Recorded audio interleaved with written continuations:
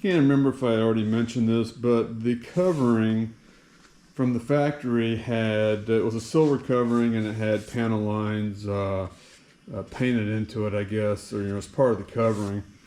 So I removed the covering, which got rid of the panel lines. But since the fuselage is fiberglass and it has the panel lines molded into it, well, I'm going to go ahead and add some panel lines, at least to the top wing. I don't know yet if I want to do the bottom. But it's pretty simple to do these panel lines. I have this Aero detail number 13, which is the P51. And in the back it has some nice sketches. These are all 1/48 scale. So what you do is, it's pretty simple. You first get your scale factor. So my wing is 69 inch, I think. I've forgotten that number off the top of my head. But what you do basically is you take the drawing, measure out the drawing, and I'm just using a micrometer for this. And then you divide your wingspan by the wingspan on the drawing, and I came up with a scale factor of 7.38.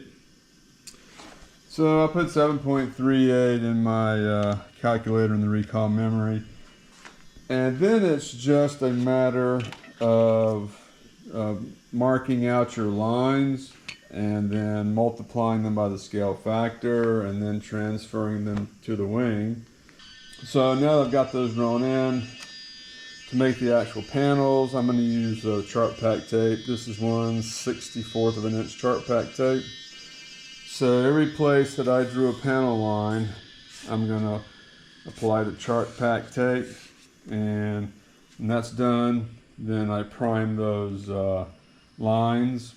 We'll get to that part a little bit later. For now, let me put the chart pack tape down. With this chart pack tape, it does help to have a very smooth surface. If it's not sanded very well, this chart pack tape won't stick very well. It's hard enough to get to stick as it is, but you do need to have a fairly smooth surface to get this to stick.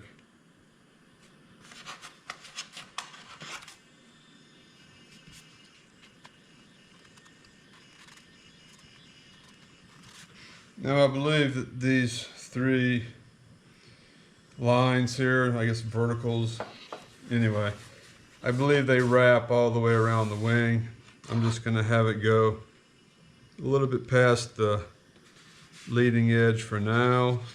And like I said, if I add the bottom panel lines, I can mate it up then.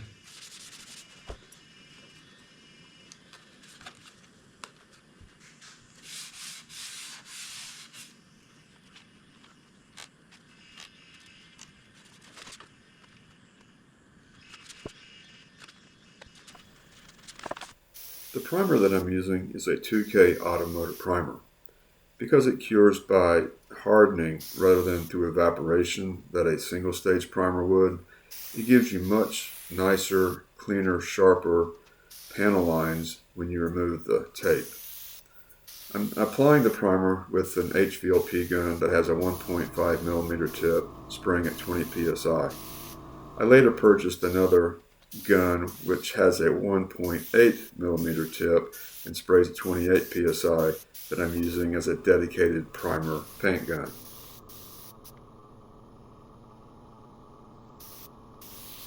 I've put I think 6 coats of primer on for these panel lines.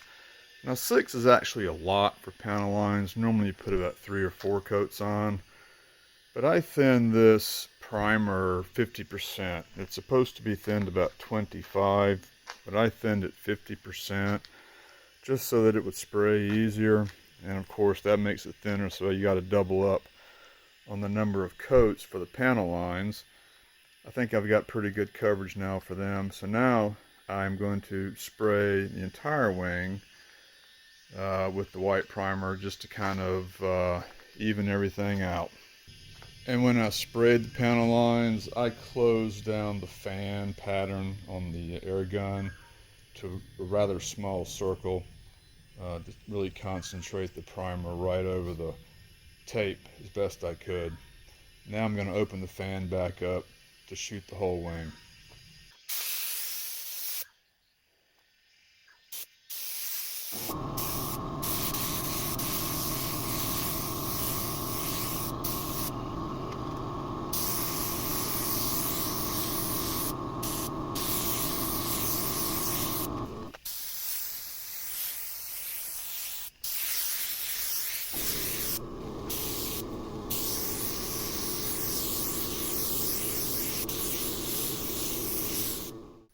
Well, after my first overspray of the whole wing, my compressor decided to quit.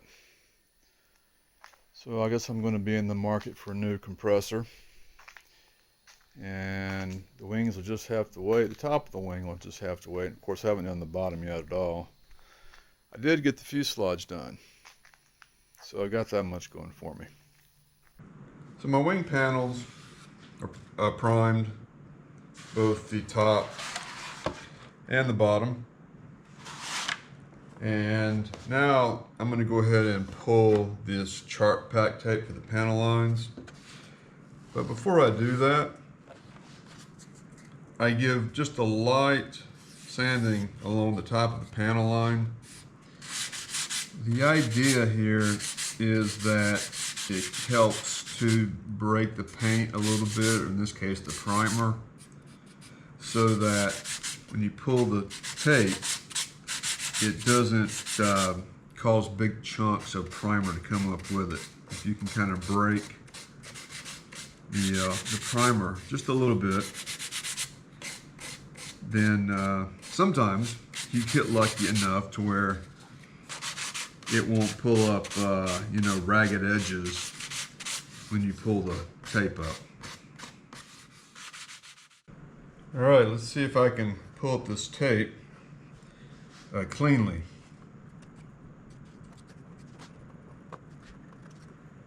And I may need to sand some more. It already seems like it's chipping just a little bit.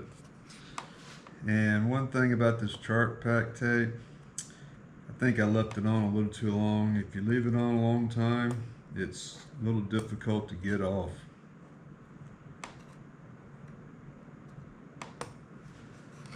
Yeah.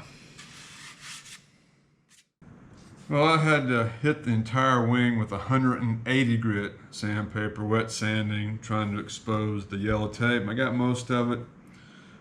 Let me see how well this is gonna peel. I tell you what, I really obliterated far too much primer on here. I'm really gonna have to do some practice with that new spray gun that I have. But when you expose the tape, yeah, see, it comes up much easier.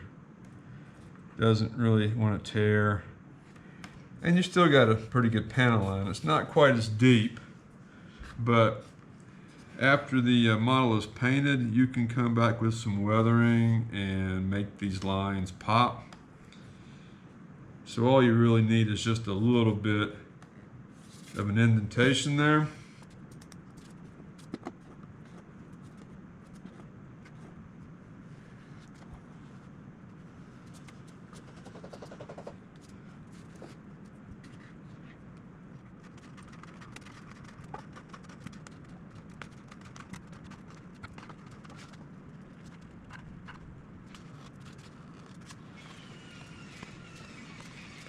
This wing is done.